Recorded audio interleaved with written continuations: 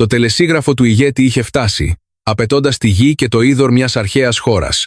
Όλη η Ευρώπη κρατούσε την αναπνοή της, περιμένοντας άλλη μια γρήγορη, βίαιη κατάκτηση. Αλλά από τα βουνά της Υπήρου, μια μοναδική, αψηφιστική λέξη θα αντιχούσε σύντομα, μια λέξη που θα άναβε φωτιά στην πυρητιδαποθήκη των Βαλκανίων. Τα φώτα χαμήλωσαν σταδιακά στο αμφιθέατρο Eisenhower της Στρατιωτικής Ακαδημίας του West Point, σχεδόν 500, ανώτεροι αξιωματικοί, από 30 χώρες, κοιτούσαν σιωπηλά προς την έδρα. Ο καθηγητής Μίτσελ, πρώην στρατηγός του Αμερικανικού στρατού και ειδικός στην αμυντική στρατηγική, ανέβηκε στο βήμα. Με βαθιά φωνή, ξεκίνησε. «Κυρίες και κύριοι, γνωρίζετε τι επιτρέπει σε ένα μικρό έθνος να νικήσει μια πανίσχυρη αυτοκρατορία?» Άναψε την οθόνη. Ένας χάρτης της Ευρώπης του 20ου αιώνα εμφανίστηκε. Μια τεράστια μαύρη περιοχή απλωνόταν από την κεντρική Ευρώπη μέχρι τη Μεσόγειο θάλασσα. Η φασιστική Ιταλία, μέρος των δυνάμεων του άξονα, είχε κατακτήσει την Αιθιοπία, είχε εισβάλει στην Αλβανία, είχε συντρίψει κάθε αντίσταση και είχε νικήσει τους ισχυρότερους στρατούς της εποχής. Είχαν κινητοποιήσει μια πολεμική μηχανή που για την εκστρατεία των Βαλκανίων θα ξεπερνούσε. Τελικά τους μισό. 1.000.000 άνδρες με υπερσύγχρονα όπλα και μια θεωρητικά τέλεια στρατηγική περικύκλωσης. Σταμάτησε. Το δάχτυλό του έδειχνε μια στενή γαλάζια λωρίδα γης στην άκρη της Μεσογείου. Αλλά ακριβώς εδώ, ένας λαός με λιγότερα από 7 εκατομμύρια ψυχές έκανε το αδιανόητο. Η φωνή του χαμήλωσε, γεμάτη συναίσθημα. Δεν είχαν ανώτερα όπλα, δεν είχαν απόρθητα φρούρια, αλλά είχαν κάτι που καμία αυτοκρατορία δεν μπορεί να αγοράσει. Την ψυχή ενός λαού και τη θέλησή του. Τα φώτα έσβησαν εντελώς. Σήμερα θα σας ταξιδέψω πίσω στο έτος 1940, όταν η μεγαλύτερη καταιγίδα στην ιστορία της νοτιοανατολικής Ευρώπης ετοιμαζόταν να χτυπήσει την Ελλάδα. Και αυτά, ο 20ος αιώνας, η εποχή των κατακτήσεων και της φωτιάς. Από την καρδιά της Ευρώπης, ένας πρωτοφανής τυφώνας είχε σαρώσει την Ήπειρο. Η αυτοκρατορία του άξονα δεν ήταν απλώς ένα κράτος. Ήταν μια τέλεια πολεμική μηχανή, σκληραγωγημένη μέσα από εκατοντάδες μάχες, χωρίς να γνωρίσει ποτέ την ήττα. Το 1940, μετά από χρόνια συγκρούσεων, ο Ιταλικός στρατός, υποστηριζόμενος από τους Γερμανούς συμμάχους του, είχε ήδη υποτάξει μεγάλο μέρος της Ευρώπης. Από βορρά προς νότο, από ανατολή προς δύση, καμία δύναμη δεν μπορούσε πλέον να αντισταθεί στον άξονα. Ο ηγέτης αυτής της αυτοκρατορίας δεν ήταν μόνο ένας ταλαντούχος ηγέτης, αλλά και ένας έμπειρος στρατηγιστής. Γνώριζε ότι για να διατηρήσει μια τόσο τεράστια αυτοκρατορία δεν μπορούσε να βασίζεται μόνο στην κατάκτηση, αλλά έπρεπε να ελέγχει τους εμπορικούς δρόμους, να περικυκλώνει τα γειτονικά έθνη, μετατρέποντάς τα σε δορυφόρους, σε εργαλεία για τις ατελείωτες επεκτατικές του φιλοδοξίες. Και τώρα, αφού είχε καταπιεί μεγάλο μέρος της Υπήρου, το βλέμμα της αυτοκρατορίας στράφηκε προς τα Βαλκάνια. Η Ελλάδα, η μικρή χώρα στην άκρη της Μεσογείου, έγινε ο επόμενος στόχος. Η Ελλάδα δεν ήταν η πλουσιότερη χώρα, ούτε ο ευκολότερος στόχος, αλλά η θέση της ήταν εξαιρετικά σημαντική. Βρισκόταν στη νότια πύλη της Ευρώπης. Η Ελλάδα ήταν το κλειδί που άνοιγε τον δρόμο προς την Ανατολική Μεσόγειο, τη Βόρεια Αφρική, ακόμα και την Ινδία. Αν κατακτούσαν την Ελλάδα, ο άξονας θα αποκτούσε τον πλήρη έλεγχο των θαλάσσιων οδών από τον βορρά προς τον νότο, μετατρέποντας τη Μεσόγειο σε δική του λίμνη. Επιπλέον, υπήρχε το ζήτημα της τιμής. Η Ιταλία είχε ταπεινωθεί το 1923 κατά το επεισόδιο της Κέρκυρας, όταν αναγκάστηκε να αποσυρθεί υπό τη διεθνή πίεση. Ήταν μια ντροπή που ο ηγέτης δεν μπορούσε να αποδεχτεί. Αλλά το πιο σημαντικό απ' όλα, ο ηγέτης ήθελε να στείλει ένα μήνυμα σε ολόκληρο τον κόσμο. Κανένα έθνος δεν μπορεί να αρνηθεί να γονατίσει μπροστά στον άξονα. Το 1940, ο πρεσβευτής της Ιταλίας στην Αθήνα παρουσίασε ένα τελεσίγραφο. Δεν έφερε χαιρετισμούς, έφερε απαιτήσεις. Ο ηγέτης απαιτούσε από τον Έλληνα Πρωθυπουργό να επιτρέψει στα Ιταλικά στρατεύματα να καταλάβουν στρατηγικά σημεία της χώρας. Δηλαδή, να παραδοθεί ανεφόρον. Η ελληνική κυβέρνηση γνώριζε καλά ότι αν δεχόταν, Η Ελλάδα θα έχανε την κυριαρχία της, θα γινόταν ένα κράτος μαριονέτα. Αν αρνιόταν, ο πόλεμος θα ξεσπούσε. Η κυβέρνηση πήρε μια γενναία απόφαση. Η απάντηση ήταν ένα μονολεκτικό και ηχηρό «όχι». Αυτή ήταν η πιο ξεκάθαρη κήρυξη πολέμου. Στη συνέχεια, η Ιταλία, έχοντας ήδη καταλάβει την Αλβανία, δημιούργησε ένα ορμητήριο για να επιτεθεί στην Ελλάδα από τα βορειοδυτικά. Ζήτησαν από την Ελλάδα να παραδώσει εδάφη. Αλλά η κυβέρνηση αρνήθηκε κατηγορηματικά. Όλα τα σημάδια έδειχναν ότι ο πόλεμος ήταν αναπόφευκτος. Ο βορειοδυτικός άνεμος του φθινοπόρου του 1940 άρχισε να φυσά. Το κρύο κάλυπτε σιγά σιγά τα σύνορα. Ήταν η στιγμή που η Ιταλία επέλεξε να επιτεθεί.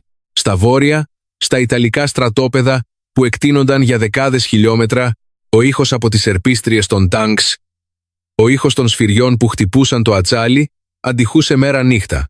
Μια τεράστια δύναμη, μέρος μιας πολεμικής μηχανής που κινητοποιούσε πάνω από 500.000 άνδρες, ήταν έτοιμη. 3 αιχμές επίθεσης προετοιμάστηκαν σχολαστικά. Ο στρατηγός Μάρκο Βετόρι από τα βορειοδυτικά, μια άλλη δύναμη από την Αλβανία και το ναυτικό από τη θάλασσα. 3 σιδερένια σφυριά έτοιμα να συντρίψουν την Ελλάδα. Στην Ελλάδα, τη νύχτα της 28ης Οκτωβρίου του 1940, ο βασιλιάς και ο πρωθυπουργός συγκάλεσαν πολεμικό συμβούλιο στο κέντρο της Αθήνας. Πρίγκιπες, πολιτικοί και στρατηγοί συγκεντρώθηκαν. Κανείς δεν πανικοβλήθηκε, κανείς δεν έτρεμε. Συζήτησαν, αποφάσισαν, προετοιμάστηκαν. Ο στρατηγός Δημήτριος Λεωνίδας διορίστηκε αρχιστράτηγος, ο ανώτατος διοικητής όλων των ενόπλων δυνάμεων. Κατά τη διάρκεια αυτής της περίοδου, έγραψε μια ημερήσια διαταγή προς τους στρατιώτες, λόγια που συγκλώνησαν τις καρδιές, κάνοντας χιλιάδες στρατιώτες έτοιμους να χύσουν το αίμα τους. «Η πατρίδα μας καλεί, ξεχάστε τα γεύματά σας. Τα μεσάνυχτα χτυπήστε το μαξιλάρι σας, με την καρδιά να πονά σαν να την κόβουν, με τα δάκρυα να κυλούν ασταμάτητα, μόνο με την οργή ότι δεν μπορείτε ακόμα να ξεσκίσετε τη σάρκα, να γδύρετε το δέρμα, να φάτε το σηκώτη και να πιείτε το αίμα του εχθρού». Λίγες μέρες νωρίτερα, μια ιστορική συνέλευση είχε πραγματοποιηθεί. Για πρώτη φορά στην ιστορία, πρεσβύτεροι από όλη τη χώρα κλήθηκαν στην πρωτεύουσα για να συζητήσουν για τη μοίρα του έθνους. Όταν ο πρωθυπουργός ρώτησε αν πρέπει να πολεμήσουν ή να παραδοθούν, όλοι φώναξαν ομόφωνα «Πόλεμος, πόλεμος, πόλεμος». Η ψυχή του λαού είχε αποφασίσει. Ο στρατός ήταν έτοιμος. Η μεγάλη καταιγίδα ερχόταν, αλλά η Ελλάδα δεν έφυγε. Η Ελλάδα στάθηκε όρθια, περιμένοντας τον εχθρό να έρθει για να πολεμήσει. Και τώρα θέλω να πάρετε μία βαθιά ανάσα, να κλείσετε τα μάτια σας. Φανταστείτε τον βορειοδυτικό άνεμο να φυσά μέσα από τους ελαιώνες, τον ήχο των καμπανών από μακριά, τον ήχο του Αιγαίου που κυλάει ήρεμα κάτω από το φως του φεγγαριού, τον ήχο των αρβιλών που απομακρύνεται στη νύχτα. Τώρα, εσείς και εγώ μπαίνουμε στο έτος 1940, τη μοιραία στιγμή της Ελλάδας. Μια Ιταλική δύναμη εισβολής περικυκλώνει την Ελλάδα. Στις αρχές του χειμώνα του 1940, οι 3 αιχμές επίθεσης ξεκίνησαν. Ο ήλιος δεν είχε προλάβει να ανατείλει πίσω από τις οροσειρές των βόρειων συνόρων. Από μακριά, ο ήχος των κινητήρων των τάγκς αντιχούσε, δονώντας τη γη. Μια τεράστια δύναμη εισβολής, μέρος μιας μηχανής που κινητοποιούσε 500.000 άνδρες, άρχισε να προελάβνει. Ο στρατηγός Μάρκο Βετόρι, ένας ευνοούμενος του ηγέτη, καθόταν σε ένα άρμα μάχης με το βλέμμα του κοφτερό να κοιτάζει προς τον νότο. Δίπλα του ήταν δεκάδες χιλιάδες αλπινιστές, πεζικάριοι και επίλεκτοι ναύτες, μαζί με τις γιγάντιες μηχανές πυροβολικού που μόλις είχαν βοηθήσει την Ιταλία να κατακτήσει την Αλβανία. Χώρισε τον στρατό του σε 3 σιδερένια σφυριά. Το πρώτο, υπό τη δική του διοίκηση, πέρασε τα σύνορα και εισέβαλε στη βορειοδυτική Ελλάδα. Αυτό ήταν το κύριο, το ισχυρότερο σώμα, με στόχο να χτυπήσει κατευθείαν στην καρδιά της χώρας. Το δεύτερο, υπό τη διοίκηση ενός άλλου στρατηγού, προέλασε από την Αλβανία κατά μήκος της ακτογραμμής προς τα νότια. Θα έκοβαν τις γραμμές ανεφοδιασμού, περικυκλώνοντας την Ελλάδα από τα δυτικά. Το τρίτο, υπό τη διοίκηση του ναυάρχου Τόρι, που είχε ήδη τοποθετήσει τον στόλο του στο Ιόνιο, θα προχωρούσε από τον νότο, δημιουργώντας μια γιγάντια τανάλια για να σφίξει την Ελλάδα. Ήταν μια τέλεια στρατηγική περικύκλωσης. Κανένα έθνος δεν είχε ξεφύγει ποτέ από αυτόν τον σχηματισμό μάχης. Από την ελληνική πλευρά, σε μια σκηνή στρατοπέδου ανάμεσα στα βουνά της Ηπείρου, ο στρατηγός Δημήτριος Λεωνίδας στεκόταν μπροστά σε έναν μεγάλο χάρτη απλωμένο σε ένα ξύλινο τραπέζι. Το τρεμάμενο φως μιας λάμπας πετρελαίου φώτιζε καθαρά τις γραμμές πάνω στο χαρτί. Τα μονοπάτια, τα περάσματα, τα ποτάμια. Δεν πανικοβλήθηκε. Είχε προβλέψει κάθε κίνηση του εχθρού. Το δάχτυλό του έδειξε 3 σημεία στον χάρτη. Ο Βετόρι θα έρθει από τα βορειοδυτικά, μέσα από τα περάσματα της Πίνδου. Οι άλλοι θα κατέβουν από τα δυτικά. Ο Τόρι θα επιτεθεί από τον νότο. Η φωνή του ήταν ήρεμη, αλλά αποφασιστική. Δεν θα τους αφήσουμε να ενωθούν εύκολα.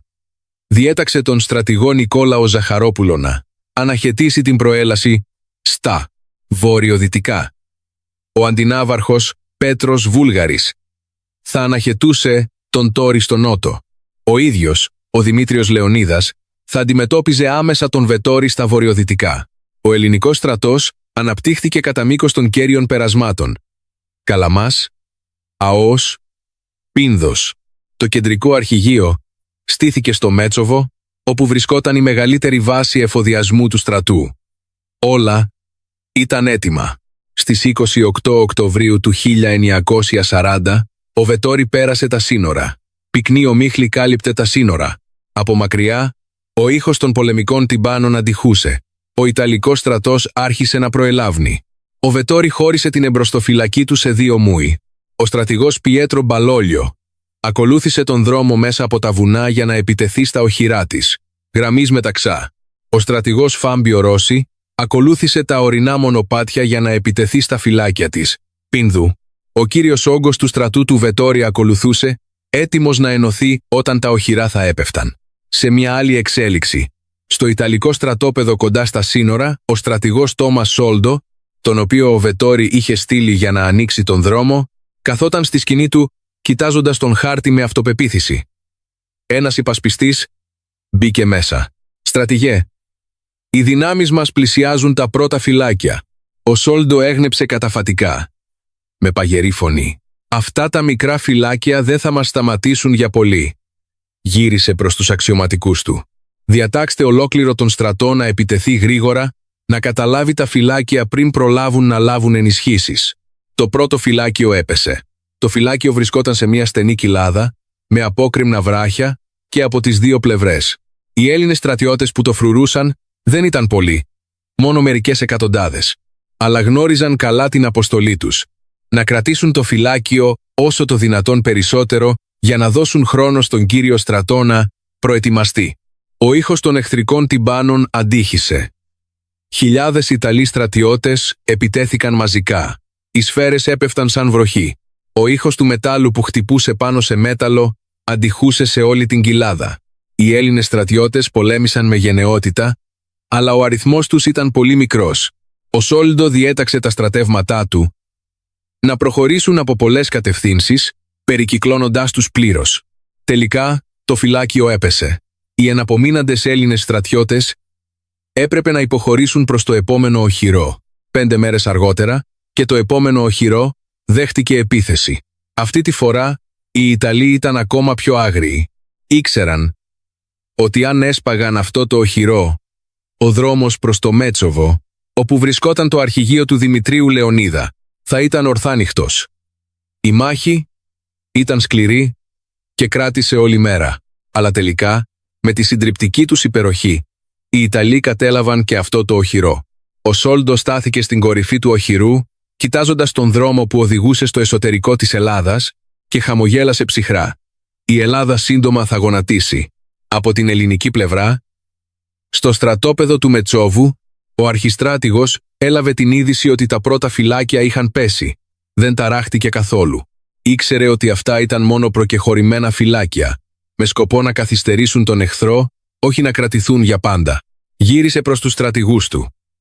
«Συγκεντρώστε όλες τις δυνάμεις στο μέτωπο της Πίνδου. Αυτή θα είναι η αποφασιστική μάχη». Στις αρχές Νοεμβρίου του 1940, η μάχη της Πίνδου ξέσπασε. Η αυγή μόλις είχε χαράξει, και η ομίχλη κάλυπτε ακόμα την επιφάνεια του Αόου ποταμού. Το μέτωπο της Πίνδου βρισκόταν σε μια στρατηγική περιοχή, με τον Αόο ποταμό από τη μία πλευρά και μια οροσειρά από την άλλη, ενώ ανάμεσά τους υπήρχαν λίμνες και βάλτι. Ήταν η κρίσιμη πύλη προς το εσωτερικό της Ελλάδας. Ο αρχιστράτηγος είχε συγκεντρώσει τον κύριο όγκο του στρατού του εδώ.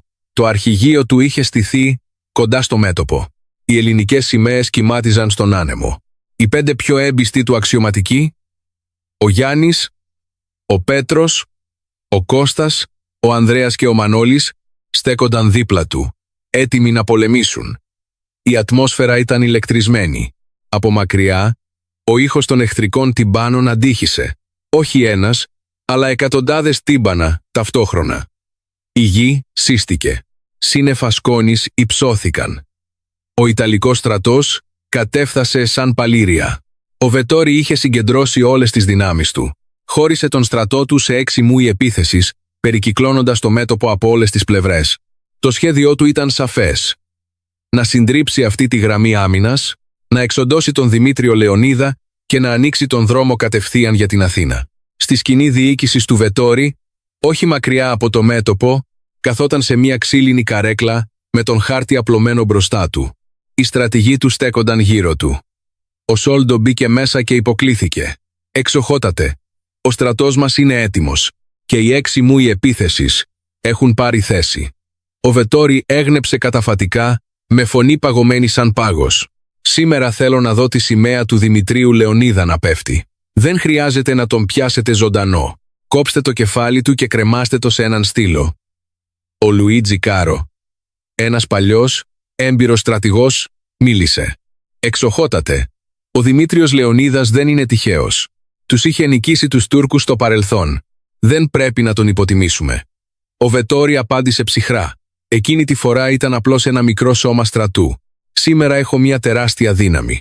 Η Ελλάδα θα διαλυθεί σαν καπνός». Σηκώθηκε και έκανε ένα νεύμα με το χέρι του. Επίθεση. Οι πολεμικές κραυγές συγκλώνησαν την κοιλάδα. Δεκάδες χιλιάδες Ιταλοί στρατιώτες όρμησαν σαν τσουνάμι. Οι σφαίρες σφύριζαν στον αέρα, οι ξυφολόγχες έλαμπαν κάτω από τον πρωινό ήλιο. Το Ιταλικό ιππικό κάλπαζε προς την ελληνική γραμμή άμυνας. Αλλά ο ελληνικός στρατός δεν υποχώρησε. Ο Δημήτριος Λεωνίδας στεκόταν στην κορυφή ενός λόφου, κρατώντας το σπαθί του, με τη φωνή του να αντυχεί «Κρατήστε τις θέσεις σας. Μην τους αφήσετε να περάσουν».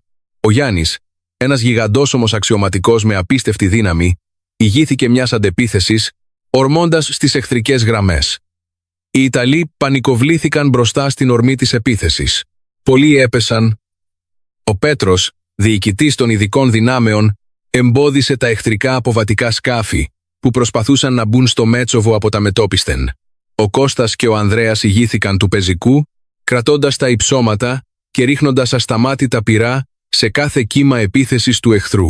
Ο Μανώλης, ο καλύτερος ελεύθερος σκοπευτής, στεκόταν σε μια στρατηγική θέση.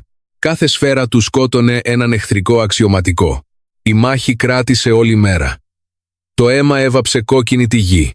Οι κραυγές πόνου, οι πολεμικές ιαχές και ο ήχος του μετάλλου αντιχούσαν ασταμάτητα. Αλλά οι Ιταλοί ήταν πάρα πολλοί. Εξαπέλυαν συνεχώς νέα κύματα επίθεσης. Οι 6 κατευθύνσεις επίθεσης έγιναν 10. Ήταν σαν μαύρα μυρμήγκια που δεν σταματούσαν να καταφθάνουν. Εν τω μεταξύ, στο δυτικό πλευρό, ο στρατηγός Μπαλόλιο είχε διασπάσει τα οχυρά. Προχωρούσε γρήγορα, ετοιμαζόμενος να χτυπήσει τον Δημήτριο Λεωνίδα από τα νότα, κόβοντας την οδό διαφυγής του ελληνικού στρατού. Η επίγουσα είδηση έφτασε στον αρχιστράτηγο. Κοίταξε τον χάρτη. Το βλέμμα του σκεπτικό. Αν συνεχίσουμε να κρατάμε το μέτωπο, ο στρατός μας θα περικυκλωθεί πλήρως. Αν υποχωρήσουμε, αυτό το οχυρό θα πέσει και ο δρόμος προς την Αθήνα θα είναι ορθάνυχτος. Αλλά ο Δημήτριος Λεωνίδας δεν ήταν άνθρωπος που απλώς κρατούσε οχυρά. Διέταξε υποχώρηση προς το Μέτσοβο μέσω των ορεινών δρόμων. Οι στρατηγοί του εξεπλάγησαν. «Αρχιστράτηγε, αν υποχωρήσουμε, το μέτωπο θα χαθεί». Ο Δημήτριος Λεωνίδας απάντησε ήρεμα. «Να χάσουμε ένα οχυρό για να διατηρήσουμε τις δυνάμεις μας είναι η σωστή επιλογή. Αυτός ο πόλεμος έχει πολύ δρόμο ακόμα. Δεν μπορούμε να ρισκάρουμε όλες μας τις δυνάμεις σε μία μάχη». Η νύχτα έπεσε. και το φεγγάρι κρύφτηκε πίσω από τα σύννεφα. Ο ελληνικός στρατός άρχισε να υποχωρεί μέσα από τα βουνά προς την πεδιάδα όπου περίμεναν οχήματα, για να τους μεταφέρουν. Στο Μέτσοβο, ο Γιάννης συνόδευε τον αρχιστράτηγο, προστατεύοντάς τον μέσα από τα δύσβατα μονοπάτια. Αλλά καθώς πλησίαζαν στην πεδιάδα, ανησύχησε. «Αρχιστράτηγε, αν ο Πέτρος δεν έχει κρατήσει τα οχήματα, θα εγκλωβιστούμε εδώ». Ο Δημήτριος Λεωνίδας κούνησε το κεφάλι του. «Ο Πέτρος δεν θα με εγκαταλείψει». Και πράγματι, όταν έφτασαν στην πεδιάδα, ο Πέτρος στεκόταν ακόμα δίπλα στα φορτηγά, με την ελληνική σημαία να κυματίζει. Περίμενε. Δεν έφυγε, παρόλο που ο εχθρός πλησίαζε. Βλέποντας τον αρχιστράτηγο, ο Πέτρος χαμογέλασε ελαφρά. «Αρχιστράτηγε, έφτασες. Είχα πει ότι δεν θα εγκαταλείψω τα οχήματα μέχρι να σε δω». Ο Δημήτριος Λεωνίδας έβαλε το χέρι του στον ώμο του Πέτρου. «Είσαι πράγματι ένας πιστός συμπολεμιστής». Ο ελληνικός στρατός επιβιβάστηκε στα οχήματα και υποχώρησε με ασφάλεια προς το Μέτσοβο. Πίσω τους, οι Ιταλοί τους καταδίωκαν, αλλά ήταν πλέον αργά. Πρόλαβαν μόνο να δουν τα οχήματα να χάνονται στο σκοτάδι της νύχτας. Στα οχήματα που κατευθύνονταν προς το Μέτσοβο, οι αξιωματικοί κάθονταν γύρω από τον αρχιστράτηγο. Η ατμόσφαιρα ήταν βαριά. Ένας νεαρός αξιωματικός μίλησε. «Αρχιστράτηγε, χάσαμε τα φυλάκια. Χάσαμε το μέτωπο. Ο εχθρός προελάβνει γρήγορα». «Μήπως?» Ο Δημήτριος Λεωνίδας τον διέκοψε. «Νομίζετε ότι χάνουμε?» Σιωπή. Συνέχισε. «Όχι. Τους αφήνουμε να κερδίζουν, για να αποκτήσουν αυτοπεποίθηση, για να προχωρήσουν βαθιά στο έδαφος μας. Και τότε θα τους κόψουμε την οδό». Τα μάτια του έλαμψαν στο σκοτάδι. «Αυτός ο πόλεμος δεν έχει τελειώσει. Απέχει πολύ από το τέλος». Αφού έπεσε το μέτωπο, οι ειδήσεις έφτασαν στην Αθήνα, προκαλώντας ανησυχία στην κυβέρνηση. Ο βασιλιάς και ο πρωθυπουργός, που βρίσκονταν στην πρωτεύουσα, άκουσαν ότι ο Δημήτριος Λεωνίδας είχε υποχωρήσει στο Μέτσοβο και έσπευσαν με ένα αντιτορπιλικό να τον συναντήσουν. Στον δρόμο, τα δύο πλοία συναντήθηκαν. Ο πρωθυπουργός ανέβηκε στο πλοίο του αρχιστρατήγου. Με ανήσυχο βλέμμα, ρώτησε με δοκιμαστική φωνή: «Λεωνίδα, με τον εχθρό τόσο ισχυρό, μήπως πρέπει να παραδοθούμε?» Η ατμόσφαιρα πάγωσε. Οι αξιωματικοί κράτησαν την αναπνοή τους. Ο Δημήτριος Λεωνίδας σηκώθηκε. Με το βλέμμα του σταθερό, χωρίς ίχνος δισταγμού, η φωνή του αντήχησε σταθερά. «Μεγαλειότατε, πρώτα να με εκτελέσετε. Μεγαλειότατε, πρώτα να με εκτελέσετε και μετά να παραδοθείτε». Τα λόγια του έπεσαν σαν κεραυνός. Ο πρωθυπουργός έμεινε σιωπηλός για μια στιγμή και μετά χαμογέλασε. «Αυτή ακριβώς τη φράση ήθελα να ακούσω από σένα». Ο βασιλιάς πρόσθεσε: «Όσο υπάρχουν άνδρες σαν τον Λεωνίδα, η Ελλάδα δεν θα γονατίσει ποτέ». Σε μια άλλη εξέλιξη, στο Ιταλικό στρατόπεδο, ο Βετόρι καθόταν στη σκηνή του, ακούγοντας τις αναφορές των στρατηγών του. Ο Ούγκο Ρίτσι μπήκε μέσα. «Εξοχότατε, ο Δημήτριος Λεωνίδας υποχώρησε στο Μέτσοβο, αλλά νομίζω ότι δεν τρέπεται σε φυγή. Μας παρασύρει». Ο Βετόρι απάντησε ψυχρά: «Είτε μας παρασύρει είτε όχι, θα τον κυνηγήσουμε. Το Μέτσοβο είναι η μεγαλύτερη βάση τους. Αν καταστρέψουμε το Μέτσοβο, η Ελλάδα θα καταρρεύσει». Διέταξε να κατασκευαστούν πλωτές γέφυρες. Σε 10 μέρες θα επιτεθούμε στο Μέτσοβο. Μετά τη συνάντηση στο πλοίο, ο βασιλιάς και ο πρωθυπουργός επέστρεψαν στην Αθήνα. Αλλά στον δρόμο της επιστροφής, ο βασιλιάς παρατήρησε ότι ορισμένοι από τους υπουργούς που τον ακολουθούσαν έδειχναν ανήσυχοι και διστακτικοί. Έβλεπαν τον Ιταλικό στρατό τόσο ισχυρό, έβλεπαν τα οχυρά να πέφτουν το ένα μετά το άλλο και η καρδιά τους άρχισε να κλονίζεται. Ο βασιλιάς δεν είπε τίποτα. Απλώς πήρε σιωπηλά ένα στυλό και έγραψε στο πλάι του πλοίου 2 στίχους. «Θυμηθείτε τον παλιό Μαραθώνα, τα λιβάδια του είναι ακόμα εκεί, με χιλιάδες πολεμιστές». Αυτοί οι 2 στίχοι ήταν σαν μαστίγιο για τις ψυχές τους. Ο Μαραθώνας, η ένδοξη μάχη όπου οι λίγοι Αθηναίοι νίκησαν τους δεκάδες χιλιάδες Πέρσες. Ο βασιλιάς ήθελε να τους υπενθυμίσει: «Μην κοιτάτε μόνο τους αριθμούς. Κοιτάξτε την ψυχή του λαού, τη θέληση, τη σοφία». Οι 2 στίχοι διαδόθηκαν γρήγορα σε ολόκληρο τον στρατό. Το ηθικό ενισχύθηκε. Οι καρδιές των ανθρώπων σταθεροποιήθηκαν ξανά. Στο ελληνικό στρατόπεδο στο Μέτσοβο, ο αρχιστράτηγος συγκάλεσε τους αξιωματικούς του για να συζητήσουν το επόμενο σχέδιο. Έδειξε τον χάρτη. Ο Βετόρι θα επιτεθεί στο Μέτσοβο. Δεν μπορεί να μας αγνοήσει και να προχωρήσει κατευθείαν στην Αθήνα, γιατί φοβάται ότι θα του επιτεθούμε από τα νότα. Ο Γιάννης ρώτησε. Θα μπορέσουμε να κρατήσουμε το Μέτσοβο? Ο Δημήτριος Λεωνίδας κούνησε το κεφάλι του. Όχι, δεν θα το κρατήσουμε. Θα τους αφήσουμε να μπουν στην παγίδα. Οι αξιωματικοί εξεπλάγησαν. Εξήγησε. Το Μέτσοβο είναι μια μεγάλη βάση, αλλά αν την κρατήσουμε για πολύ, θα περικυκλωθούμε και θα παγιδευτούμε. Είναι καλύτερα να τους αφήσουμε να καταλάβουν το Μέτσοβο και μετά να τους αφήσουμε να καταλάβουν και την Αθήνα. Ο Πέτρος δεν πίστευε στα αυτιά του. Αρχιστράτηγε, να τους αφήσουμε να καταλάβουν την Αθήνα. Ο Δημήτριος Λεωνίδας χαμογέλασε. Νουαλφαϊότα, άδεια σπίτια, άδειοι δρόμοι, καθόλου φαγητό, καθόλου πολίτες. Και τότε θα τους κόψουμε τις γραμμές ανεφοδιασμού, θα τους χτυπάμε ασταμάτητα με ανταρτοπόλεμο. Θα καταρρεύσουν από μόνοι τους. Το βλέμμα του ήταν κοφτερό. Η Ελλάδα δεν πολεμά μόνο με τον στρατό της. Η Ελλάδα πολεμά με τη γη της, με τα νερά της, με τον λαό της, με τον χρόνο. Ισίας πρόβλημη. 10 μέρες αργότερα, η μάχη του Μετσόβου ξέσπασε. Ο παγωμένος άνεμος φυσούσε δυνατά πάνω από τον ποταμό. Οι Ιταλοί είχαν ολοκληρώσει την κατασκευή του στόλου των αποβατικών σκαφών. Ο Ούγκο Ρίτσι διοικούσε τις ναυτικές δυνάμεις, έτοιμος να επιτεθεί στο Μέτσοβο από τον ποταμό. Το πεζικό του Βετόρι αποβιβάστηκε στην απέναντι όχθη, επιτιθέμενο από την πλευρά του βουνού. Ήταν μια ολομέτωπη επίθεση, τόσο από ξηρά όσο και από νερό. Τα τύμπανα αντίχησαν. Εκατοντάδες αποβατικά σκάφη του Ρίτσι κατέβαιναν το ποτάμι, κατευθυνόμενα προς το Μέτσοβο. Στην όχθη, δεκάδες χιλιάδες πεζικάροι όρμησαν σαν τσουνάμι. Από την ελληνική πλευρά, στον ποταμό, ο Πέτρος στεκόταν στο πρώτο πολεμικό πλοίο, κρατώντας το σπαθί του, με το βλέμμα του στραμμένο στον εχθρικό στόλο που πλησίαζε. Δίπλα του. Οι αξιωματικοί του ναυτικού έσφυγαν τα όπλα τους. Ο Πέτρος φώναξε. Πυρ.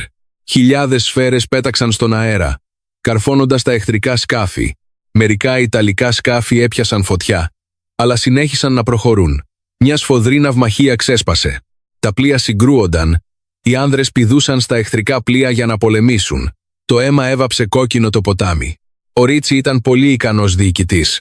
Δεν επιτέθηκε κατά μέτωπο, αλλά διέταξε τα πλοία του να διασκορπιστούν, περικυκλώνοντας τις ελληνικές δυνάμεις. Στην ξηρά, ο Γιάννης ηγήθηκε των Ευζώνων, αναχαιτίζοντας τους Ιταλούς που προχωρούσαν από το βουνό. Αλλά οι Ιταλοί ήταν πάρα πολλοί. Χρησιμοποιούσαν μακριές λόγχες για να χτυπήσουν τα πόδια των αλόγων, προκαλώντας πανικό. Η μάχη κράτησε μέρα και νύχτα. Ο Αντώνιο Νέρι, ένας ικανός Ιταλός στρατηγός, σκοτώθηκε κατά την επίθεση στο Μέτσοβο. Αλλά αυτό δεν ήταν αρκετό για να σταματήσει την ορμή της εχθρικής επίθεσης.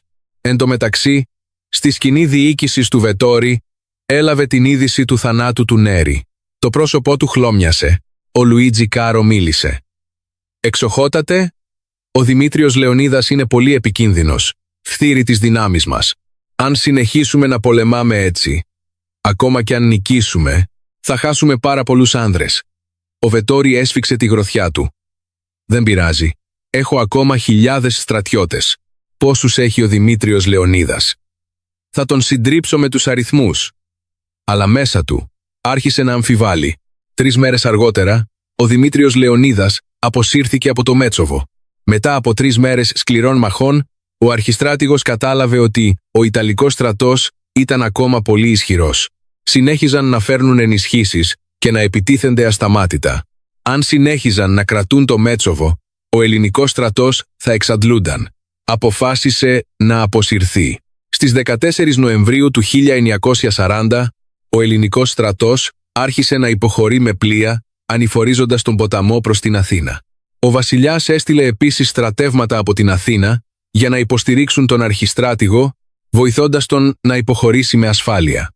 Στα πολεμικά πλοία που ανηφόριζαν τον ποταμό, ο ελληνικός στρατός πολεμούσε και υποχωρούσε ταυτόχρονα.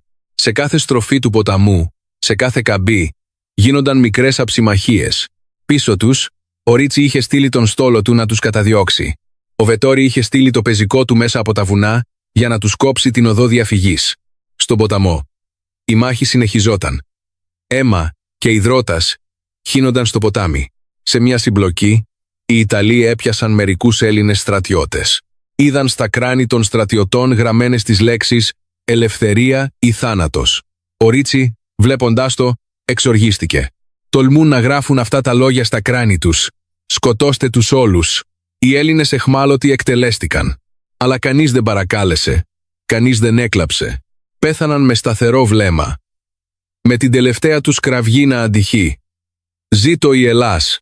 Στις 17 Νοεμβρίου, οι Ιταλοί έφτασαν στον ποταμό. 3 μέρες αργότερα, ο Βετόρι έφτασε στον ποταμό. Διέταξε να κατασκευαστούν πλωτές γέφυρες για να περάσουν στην απέναντι όχθη και να στρατοπεδεύσουν. Από εδώ, απήχαν ελάχιστα από την Αθήνα. Ο Βετόρι στάθηκε στην όχθη, κοιτάζοντας προς τον νότο, και χαμογέλασε ψυχρά. «Αθήνα, έρχομαι». Στην Αθήνα, ο αρχιστράτηγος και ο βασιλιάς συνέχιζαν να σχεδιάζουν. Έδειξε τον χάρτη. Ο εχθρός έφτασε στον ποταμό. Θα τον διασχίσουν και θα μπουν στην Αθήνα. Αλλά δεν θα τους αφήσουμε να μας βρουν. Ο βασιλιάς ρώτησε. «Τι σχέδιο έχεις?» Ο Δημήτριος Λεωνίδας απάντησε. «Τι σχέδιο, Γκάσκι?» Ο βασιλιάς ρώτησε. «Γκάσκι, καμένη γη. Θα εκενώσουμε ολόκληρη τη βασιλική οικογένεια και τους πολίτες από την Αθήνα. Θα κάψουμε όλα τα τρόφιμα, θα καταστρέψουμε όλες τις αποθήκες. Θα τους αφήσουμε μια έρημη πρωτεύουσα». Συνέχισε. «Ταυτόχρονα θα στείλουμε τον Κωνσταντίνο Παπαδόπουλο στο εχθρικό στρατόπεδο, προσποιούμενος τον απεσταλμένο για ειρήνη, για να κερδίσουμε περισσότερο χρόνο για τις προετοιμασίες μας». Ο βασιλιάς έγνεψε.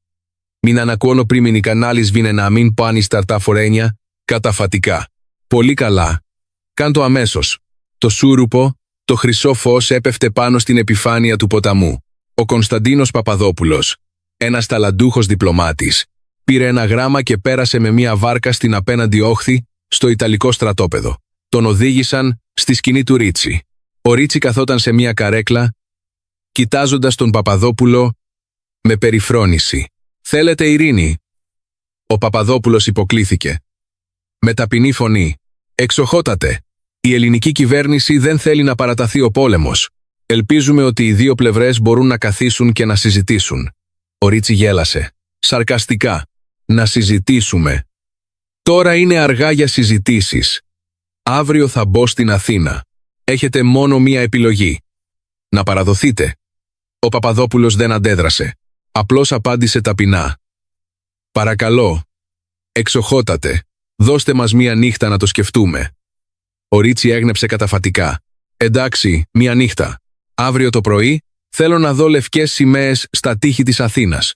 Ο Παπαδόπουλος υποκλήθηκε και αποχώρησε. Αλλά στον δρόμο της επιστροφής παρατήρησε τα πάντα μέσα στο εχθρικό στρατόπεδο. Τον αριθμό των στρατιωτών, τις θέσεις τους, το ηθικό τους. Το επόμενο πρωί επέστρεψε με ασφάλεια και ανέφερε τα πάντα στον αρχιστράτηγο. Το πρωί της 18ης Νοεμβρίου η Αθήνα ήταν άδεια. Η αυγή χάραξε και η ομίχλη κάλυπτε την πόλη. Ο ελληνικός στρατός είχε αποσυρθεί πλήρως. Ο βασιλιάς, ο πρωθυπουργός, ολόκληρη η βασιλική οικογένεια και οι πολίτες είχαν κατέβει με πλοία στον Σαρονικό, υποχωρώντας προς την Κρήτη και την Πελοπόννησο. Ό,τι έμεινε πίσω στην Αθήνα ήταν άδεια παλάτια, καμένες αποθήκες, καμένα χωράφια. Το σχέδιο της καμένης γης είχε εκτελεστεί τέλεια. Στα πλοία που υποχωρούσαν, οι αξιωματικοί κάθονταν γύρω από τον βασιλιά. Η ατμόσφαιρα ήταν βαριά, αλλά καθόλου απελπισμένη. Ένας νεαρός αξιωματικός μίλησε. «Μεγαλειότατε, εγκαταλείψαμε την πρωτεύουσα. Είναι σωστό αυτό».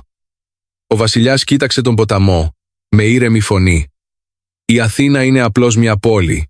Η Ελλάδα είναι ολόκληρη αυτή η χώρα, είναι ο λαός, τα ποτάμια, τα βουνά. Όσο ο λαός μας υπάρχει, η Ελλάδα δεν χάνεται». Ο αρχιστράτηγος έγνεψε καταφατικά. «Ακριβώς.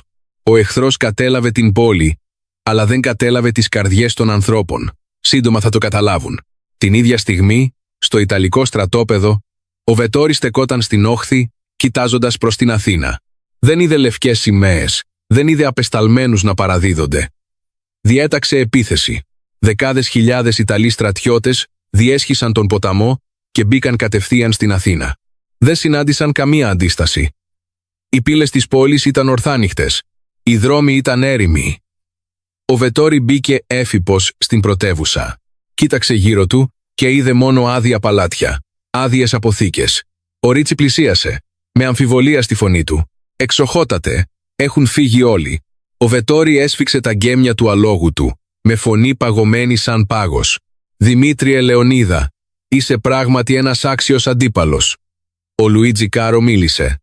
«Εξοχότατε, δεν υπάρχει φαγητό στην πόλη. Ο στρατός μας θα πεινάσει αν δεν βρούμε πηγές ανεφοδιασμού». Ο Βετόρη έγνεψε καταφατικά.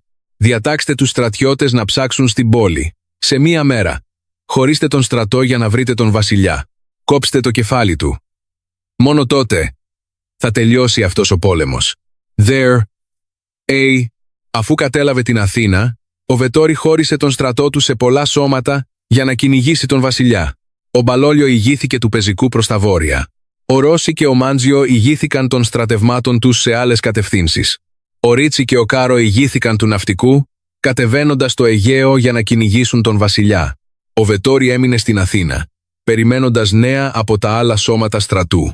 Σε μια άλλη εξέλιξη, ο Ναπολεόνε Ντι Μάουρο οδήγησε τα στρατεύματά του από την Αλβανία, επιτιθέμενος στην περιοχή όπου η Ελλάδα αποθήκευε τρόφιμα. Ο στρατηγός Νικόλαος Ζαχαρόπουλος διατάχθηκε να τον αναχαιτήσει. Η μάχη ήταν σκληρή, αλλά όταν έλαβε την είδηση ότι ο κύριος όγκος του ελληνικού στρατού είχε υποχωρήσει, ο Ζαχαρόπουλος κατάλαβε ότι δεν μπορούσε να κρατήσει για πολύ. Διέταξε υποχώρηση, πολεμώντας. Ο Ντι Μάουρο αντελήφθη την πρόθεση του Ζαχαρόπουλου. Έστειλε ένα ευέλικτο σώμα ιππικού για να του κόψει την οδό διαφυγής. Αλλά ο Ζαχαρόπουλος δεν ήταν στρατηγός που εξαπατούνταν εύκολα. Αντελήφθη το σχέδιο του εχθρού και διέταξε τα στρατεύματά του να εγκαταλείψουν τα οχήματα και να υποχωρήσουν με τα πόδια μέσα από τα βουνά. Στις 20 Νοεμβρίου του 1940, ο Ζαχαρόπουλος υποχώρησε με ασφάλεια. Στη συνέχεια, συνέχισε κρυφά την υποχώρησή του, λαμβάνοντας διαταγή να πάει νότια για να αναχαιτήσει το σώμα του Τόρι.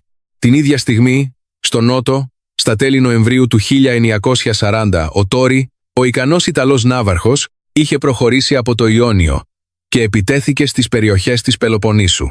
Ο Ζαχαρόπουλος έλαβε διαταγή να τον αναχαιτήσει, αλλά ο αριθμός των στρατιωτών του ήταν πολύ μικρός σε σύγκριση με το ισχυρό σώμα του Τόρι. Μπορούσε μόνο να πολεμά και να υποχωρεί. Ο Τόρι συνέχισε την προέλασή του, εισβάλλοντας την κεντρική Ελλάδα. Στις 9 Δεκεμβρίου του 1940, όταν ο Ιταλικός στρατός εισέβαλε στην κεντρική Ελλάδα, συνέβη ένα θλιβερό γεγονός. Ο στρατηγός Κωνσταντίνος, ο οποίος είχε αναλάβει την άμυνα της περιοχής, παραδόθηκε δειλά. Όχι μόνο παραδόθηκε, αλλά πήρε μαζί του και όλους τους στρατιώτες του, γινόμενος όργανο των Ιταλών. Υπέδειξε στον Τόρι τις αμυντικές θέσεις του ελληνικού στρατού, βοηθώντας τους να προελάσουν εύκολα. Στη σκηνή διοίκησης του Τόρι, καθόταν σε μια καρέκλα κοιτάζοντας τον Κωνσταντίνο με περιφρόνηση και λίγη ικανοποίηση. Ρώτησε: «Ξέρεις πού είναι στρατοπεδευμένος ο στρατηγός Ανδρέας Παπαδόπουλος?» Ο Κωνσταντίνος υποκλήθηκε με κολακευτική φωνή. «Κύριε Ναύαρχε, ο στρατηγός Ανδρέας Παπαδόπουλος είναι στρατοπεδευμένος στην περιοχή της Βιωτίας. Αν ο Ναύαρχος επιτεθεί στα αδύνατα σημεία του, δεν θα προλάβει να αντιδράσει». Ο Τόρι έγνεψε καταφατικά. «Καλά, οδήγησέ μας». Ο Κωνσταντίνος χάρηκε. «Ευχαρίστως, κύριε». Στις 13 Δεκεμβρίου, ο Ανδρέας Παπαδόπουλος δέχτηκε ευνηδιαστική επίθεση και αναγκάστηκε να υποχωρήσει. Υπό τις υποδείξεις του Κωνσταντίνου, ο Ιταλικός στρατός χτυπούσε συνεχώς τα αδύνατα σημεία του. Επιτέθηκαν από πολλές κατευθύνσεις, περικυκλώνοντας και κόβοντας την οπισθοφυλακή του. Ο Ανδρέας Παπαδόπουλος, αν και ικανός στρατηγός, μπροστά σε μια ευνηδιαστική επίθεση και με έναν προδότη να δίνει πληροφορίες, αναγκάστηκε να υποχωρήσει. Το μέτωπο της κεντρικής Ελλάδας κατέρευσε πλήρως. Στο προσωρινό στρατόπεδο του Ανδρέα Παπαδόπουλου, κατά τη διάρκεια της υποχώρησης, οι αξιωματικοί συγκεντρώθηκαν γύρω του. Όλοι Ήταν εξοργισμένοι. Ένας αξιωματικός φώναξε: «Κωνσταντίνε προδότη, αν τον πιάσω, ορκίζομαι ότι θα τον ξεσκίσω». Ο Ανδρέας Παπαδόπουλος έσφιξε τη γροθιά του, με βαθιά φωνή. «Ο Κωνσταντίνος θα πληρώσει το τίμημα. Αλλά τώρα πρέπει να υποχωρήσουμε με ασφάλεια και να ενωθούμε με τον αρχιστράτηγο». Αϊσέιν, αφού κατέλαβαν την κεντρική Ελλάδα, ο Τόρι έστειλε ένα σώμα στρατού βόρεια για να ενωθεί με τον Βετόρι στην Αθήνα. Τώρα, ο βασιλιάς και ο πρωθυπουργός, που βρίσκονταν στην Κρήτη και την Πελοπόννησο, ήταν εγκλωβισμένοι μεταξύ δύο πυρών. Από τον βορρά, ο Βετόρι κατέβαινε από την Αθήνα. Από τον νότο, ο Τόρι ανέβαινε από την κεντρική Ελλάδα. Ήταν μια εξαιρετικά επικίνδυνη κατάσταση. Αν δεν διέφευγαν, η βασιλική οικογένεια θα εχμαλωτιζόταν και η Ελλάδα θα κατέρεε. Στη σκηνή διοίκησης του Βετόρι στην Αθήνα έφτασαν τα νέα. Ο Βετόρι χαμογέλασε. «Πολύ καλά. Ο Τόρι έκανε καλή δουλειά. Τώρα ο βασιλιάς δεν έχει που να πάει». Ο Ρίτσι μίλησε. «Εξοχότατε, πρέπει να προελάσουμε γρήγορα και να πιάσουμε τον βασιλιά ζωντανό πριν προλάβει ο Δημήτριος. Λεωνίδας να τον σώσει». Ο Βετόρι έγνεψε καταφατικά. «Σωστά, διατάξτε τον Ρίτσι να πάρει 1.300 ναύτες και να πάει στην Πελοπόννησο. Ο Τόρι θα προχωρήσει από τον νότο. Θα πιάσουμε τους δύο ηγέτες». Η Κέντζα, μπροστά στην επικίνδυνη κατάσταση, το Ελληνικό Πολεμικό Συμβούλιο συζήτησε μια απελπισμένη κίνηση. Αποφάσισαν να στείλουν μια ειδική αποστολή για να καθυστερήσουν τον Βετόρι. Η αποστολή ανατέθηκε στην Ελένη Πετρίδου, μια νεαρή, ευφυή και γενναία γυναίκα, γνωστή για το έργο της ως ειδική απεσταλμένη του Ελληνικού Ερυθρού Σταυρού και την άπτεστη γνώση της Ιταλικής γλώσσας. Ο πρωθυπουργός την κοίταξε με σοβαρότητα. «Κυρία Πετρίδου, γνωρίζετε τον κίνδυνο. Αυτό που σας ζητάμε είναι σχεδόν αδύνατο». Η Ελένη, ντυμένη με τη διακριτική στολή του Ερυθρού Σταυρού, στάθηκε όρθια, με το βλέμμα της σταθερό. «Το γνωρίζω. Αλλά αν η αποστολή μου μπορεί να αγοράσει έστω και μία μέρα για την πατρίδα, τότε η ζωή μου είναι μικρό τίμημα. Θα πάω». Η Ελένη Πετρίδου ξεκίνησε για το στρατόπεδο του Βετόρι. Όταν εμφανίστηκε, ήρεμη και αξιοπρεπής, ο Βετόρι εξεπλάγει. Υπό το πρόσχημα της διαπραγμάτευσης για έναν ανθρωπιστικό διάδρομο για τους αμάχους, η Ελένη χρησιμοποίησε την ευφυΐα και την ευγλωτία της για να εμπλέξει τον στρατηγό σε μακρές συζητήσεις. Ο Βετόρι, αλαζόνας και γοητευμένος από την τόλμη της, καθυστέρησε την άμεση επίθεση, θεωρώντας ότι είχε τον πλήρη έλεγχο. Αυτός ήταν ο πολύτιμος χρόνος που χρειαζόταν η Ελλάδα. Χάρη στην αυτοθυσία της Ελένης Πετρίδου, ο αρχιστράτηγος είχε αρκετό χρόνο για να οργανώσει τη διάσωση των ηγετών. Η επίγουσα είδηση έφτασε στο Μέτσοβο. Ο αρχιστράτηγος έλαβε την είδηση ότι οι δύο ηγέτες κινδύνευαν θανάσιμα. Δεν δίστασε. Εγκατέλειψε το σχέδιο αντεπίθεσης από το Μέτσοβο και διέταξε ολόκληρο τον στρατό να υποχωρήσει, αμέσως παίρνοντας τα πλοία βόρεια για να τους σώσει. Άλλοι στρατηγοί, όπως ο Ανδρέας Παπαδόπουλος, διατάχθηκαν να υποχωρήσουν στην κεντρική Ελλάδα και να περιμένουν νέες διαταγές. Η σκοτεινή νύχτα κάλυψε τα νερά του βορρά. Το φεγγάρι κρύφτηκε πίσω από πυκνά σύννεφα. Ο αρχιστράτηγος οδήγησε τον στόλο του, ανηφορίζοντας τον ποταμό προς την Πελοπόννησο με τη τριάς μέγιστη ταχύτητα. Ήξερε ότι οι Ιταλοί κατάσκοποι ήταν παντού, αν τους ανακάλυπταν. Οι δύο ηγέτες θα κινδύνευαν. Συζήτησε με τους αξιωματικούς του. «Θα μεταφέρουμε τους δύο ηγέτες μέσω θαλάσσης βόρεια και μετά θα επιστρέψουμε νότια για να παραπλανήσουμε τον εχθρό. Θα στείλουμε το βασιλικό γιότ στην πύλη του κόλπου». Ο Πέτρος κατάλαβε αμέσως. Αρχιστράτηγε. Θέλεις να παρασύρεις τον εχθρό να κυνηγήσει το γιότ, ενώ οι δύο ηγέτες θα διαφύγουν από άλλη οδό». Ο Δημήτριος Λεωνίδας έγνεψε καταφατικά. «Ακριβώς. Στην περιοχή της Πελοποννήσου, οι δυνάμεις του Βετόρι και του Τόρι έσφυγαν σταδιακά τον Κλειό. Αλλά ακόμα δεν είχαν βρει τον βασιλιά. Ο Βετόρι έστειλε τον Κάρο με τον στόλο του να κυνηγήσει τα ίχνη της βασιλικής οικογένειας. Ο Κάρο, ένας παλιός, έμπειρος στρατηγός, έλαβε τη διαταγή και οδήγησε τον στόλο του στα βόρεια νερά. Στις αρχές Απριλίου του 1941, ο Δημήτριος Λεωνίδας έσωσε τους δύο ηγέτες σύμφωνα με το σχέδιο. Ο αρχιστράτηγος έστειλε το μεγάλο βασιλικό γιότ, το πιο εντυπωσιακό σκάφος, με τις σημαίες να κυματίζουν, να βγει από την πύλη του κόλπου. Οι Ιταλοί το είδαν και νόμισαν ότι ήταν το πλοίο του βασιλιά. Αμέσως το κυνήγησαν. Ο Κάρο οδήγησε τον στόλο του προς τον κόλπο, αποφασισμένος να πιάσει τον βασιλιά ζωντανό. Αλλά το βασιλικό γιότ ήταν απλώς ένα δόλωμα. Εν τω μεταξύ, ο αρχιστράτηγος, ο βασιλιάς και ο πρωθυπουργός είχαν περάσει με τα πόδια μέσα από ένα δάσος σε ένα χωριό και από εκεί επιβιβάστηκαν σε ένα πλοίο, διέφυγαν στη θάλασσα και υποχώρησαν με ασφάλεια στην Κρήτη. Όταν ο Κάρο κατάλαβε ότι τον είχαν ξεγελάσει, ήταν πλέον αργά.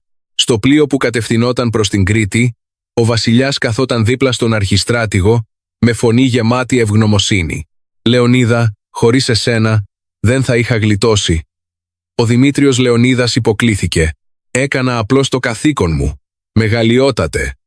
Αλλά δεν έχουμε νικήσει ακόμα. Ο εχθρός κατέχει ακόμα την Αθήνα. Την κεντρική Ελλάδα.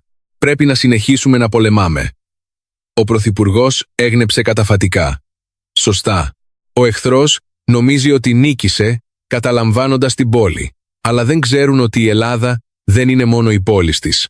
Μόνο όταν ο Τόρι μπήκε στην Πελοπόννησο και ο Ρίτσι έφτασε με 1.300 ναύτες, οι δύο στρατοί ενώθηκαν και έψαξαν παντού, αλλά δεν βρήκαν ίχνος του βασιλιά. Ο Τόρι εξοργίστηκε. Πού διάολο κρύφτηκαν?» Ο Ρίτσι απάντησε. «Ίσως ο Δημήτριος Λεωνίδας τους έσωσε. Αλλά δεν πειράζει. Ακόμα κατέχουμε την Αθήνα, την κεντρική Ελλάδα. Ο πόλεμος σχεδόν τελείωσε, αλλά και οι δύο ένιωθαν ότι κάτι δεν πήγαινε καλά. Αφού κατέλαβαν την Αθήνα και κάποιες άλλες περιοχές, οι Ιταλοί άρχισαν να αντιμετωπίζουν σοβαρά προβλήματα. Έλλειψη τροφίμων. Το σχέδιο της καμένης γης του αρχιστρατήγου είχε αποδώσει. Χωρίς τοπικά τρόφιμα, οι Ιταλοί έπρεπε να δημιουργήσουν μια μακρά γραμμή ανεφοδιασμού από τα σύνορα μέχρι την Αθήνα. Αλλά αυτή η γραμμή ανεφοδιασμού δεχόταν συνεχώς επιθέσεις. Ο στρατηγός Γεώργιος Μανολάκης, τον οποίο ο αρχιστράτηγος είχε αναθέσει να διεξάγει ανταρτοπόλεμο στις παραμεθόριες περιοχές, επιτίθετο συνεχώς στις φάλαγγες εφοδιασμού του εχθρού. Κάθε νύχτα έφταναν ειδήσεις για επιθέσεις σε φάλαγγες, για καμένα τρόφιμα, για σκοτωμένους Ιταλούς στρατιώτες. Στο Ιταλικό στρατόπεδο στην Αθήνα, ο Βετόρι καθόταν στη σκηνή του, ακούγοντας τις αναφορές των στρατηγών του. Ένας αξιωματικός μπήκε μέσα. «Εξοχότατε, η τρίτη φάλαγγα εφοδιασμού αυτή την εβδομάδα δέχτηκε επίθεση. Χάσαμε άλλους 200 άνδρες και σχεδόν τα μισά τρόφιμα». Ο Βετόρι χτύπησε το χέρι του στο τραπέζι. «Δημήτριε Λεωνίδα, είσαι μια πανούργα Αλεπού». Ο Κάρο μίλησε. «Εξοχότατε, ο στρατός μας εξαντλείται σταδιακά. Δεν μπορούμε να μείνουμε εδώ για πολύ. Αν δεν βρούμε τον βασιλιά για να τον πιάσουμε ζωντανό, θα πρέπει να υποχωρήσουμε». Ο Βετόρι έσφιξε τη γροθιά του με παγερή φωνή. «Όχι, δεν μπορώ να υποχωρήσω. Αν υποχωρήσω, θα είναι ήττα. Ο ηγέτης δεν θα με συγχωρήσει». Αλλά μέσα του άρχισε να ανησυχεί. Στο νότο, η κατάσταση του Τόρι ήταν ακόμα χειρότερη. Τα στρατεύματά του είχαν προχωρήσει βαθιά στην Ελλάδα, αλλά δεν έβρισκαν τρόφιμα. Αντιμετώπισαν και αυτοί το σχέδιο της καμένης γης. Επιπλέον, ο Τόρι δεν είχε γραμμές ανεφοδιασμού από τον βορρά. Οι στρατιώτες του άρχισαν να πεινάνε και το ηθικό τους κατέρεε. Ο Τόρι έλαβε την είδηση ότι και ο Βετόρι αντιμετώπιζε προβλήματα με τα τρόφιμα, οπότε αποφάσισε να υποχωρήσει βόρεια για να ενωθεί μαζί του και να βρουν τρόφιμα. Στο ελληνικό στρατόπεδο στην κεντρική Ελλάδα έφτασε η είδηση ότι ο Τόρι υποχωρούσε βόρεια. Ο Ανδρέας Παπαδόπουλος χαμογέλασε. Άρχισαν να καταραίουν. Διέταξε να τους αναχαιτήσουν, να μην τους αφήσουν να υποχωρήσουν εύκολα. Ο ελληνικός στρατός άρχισε να οργανώνει ενέδρες κατά μήκος της οδού υποχώρησης του Τόρι. Ο Κωνσταντίνος, ο προδότης, εξοντώθηκε. Ιβοκόρ, αφού βοήθησε τον Τόρι να καταλάβει την κεντρική Ελλάδα, ο Βετόρι τον επένεσε, του υποσχέθηκε τίτλους και τον έστειλε πίσω στην Ιταλία για να λάβει την ανταμοιβή του. Ο Κωνσταντίνος χάρηκε, νομίζοντας ότι είχε αποκτήσει υψηλή θέση. Μαζί με τη συνοδεία του από Ιταλούς στρατιώτες, κατευθύνθηκε προς τα σύνορα, αλλά καθώς πλησίαζαν στα σύνορα, έπεσαν σε ενέδρα. Ο στρατηγός Γεώργιος Μανολάκης, που διεξήγαγε ανταρτοπόλεμο στην περιοχή, τους είχε στήσει παγίδα.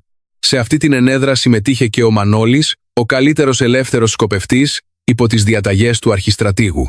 Όταν ο Κωνσταντίνος προσπάθησε να διαφύγει, μία σφαίρα τον διαπέρασε στο στήθος. Έπεσε κάτω, με το αίμα να βρέχει το χώμα. Ανέπνεε ακόμα, κοιτάζοντας τον ουρανό, με αδύναμη φωνή. «Έκανα λάθος». Ο Μανώλης πλησίασε, με παγερή φωνή. «Πρόδωσε στην Ελλάδα. Αυτό είναι το τέλος που σου αξίζει». Ο Κωνσταντίνος έκλεισε τα μάτια του και πέθανε, μετανιωμένος. Στο ελληνικό στρατόπεδο έφτασε η είδηση ότι ο Κωνσταντίνος είχε εξοντωθεί. Οι αξιωματικοί χειροκρότησαν. Όλοι αναστέναξαν με ανακούφιση. Ο Ανδρέας Παπαδόπουλος είπε: «Ο προδότης πλήρωσε το τίμημά του. Αυτό είναι ένα μάθημα για όσους σκέφτονται να παραδοθούν στον εχθρό». Ο βασιλιάς και ο πρωθυπουργός επέστρεψαν στην Κρήτη με ασφάλεια, ενωμένοι με τον Ανδρέα Παπαδόπουλο. Αφού ξέφυγαν από τον Κλειό, έφτασαν με ασφάλεια στην Κρήτη. Εκεί συνάντησαν τον στρατηγό Ανδρέα Παπαδόπουλο. Τον επένεσαν που κράτησε το νότιο μέτωπο και δεν επέτρεψε στον Τόρι να προελάσει εύκολα. Ο Ανδρέας Παπαδόπουλος υποκλήθηκε. «Έκανα απλώς το καθήκον μου». Ο αρχιστράτηγος συγκάλεσε τους αξιωματικούς του για να σχεδιάσουν την αντεπίθεση. Ο Τόρι υποχώρησε βόρεια και ενώθηκε με τον Βετόρη στην Αθήνα. Οι δύο στρατηγοί συναντήθηκαν και είδαν καθαρά ότι η κατάσταση δεν ήταν όπως την περίμεναν. Ο Τόρι είπε: «Καταλάβαμε τις πόλεις, αλλά δεν καταλάβαμε τις καρδιές των ανθρώπων. Δεν έχουμε τρόφιμα, οι στρατιώτες πεινάνε, οι γραμμές ανεφοδιασμού κόβονται συνεχώς». Ο Βετόρη έγνεψε καταφατικά. «Το βλέπω κι εγώ. Ο Δημήτριος Λεωνίδας είναι ένας τρομερός αντίπαλος», ο Κάρο μίλησε. «Εξοχότατε, αν δεν βρούμε τρόφιμα, θα πρέπει να υποχωρήσουμε. Ο στρατός μας δεν αντέχει την πείνα για πολύ». Ο Βετόρη έμεινε σιωπηλός για μια στιγμή. Και μετά, είπε, «Θα αφήσω τον Ρίτσι στην Πελοπόννησο για να συνεχίσει να ψάχνει για τρόφιμα, εγώ θα περιμένω λίγο ακόμα». Αλλά ο χρόνος τελειώνει. Στο ελληνικό στρατόπεδο, ο αρχιστράτηγος στεκόταν μπροστά στον μεγάλο χάρτη, με τα μάτια του να λάμπουν. Έδειξε το Μέτσοβο. Ο εχθρός κατέλαβε την Αθήνα, αλλά δεν κράτησε το Μέτσοβο.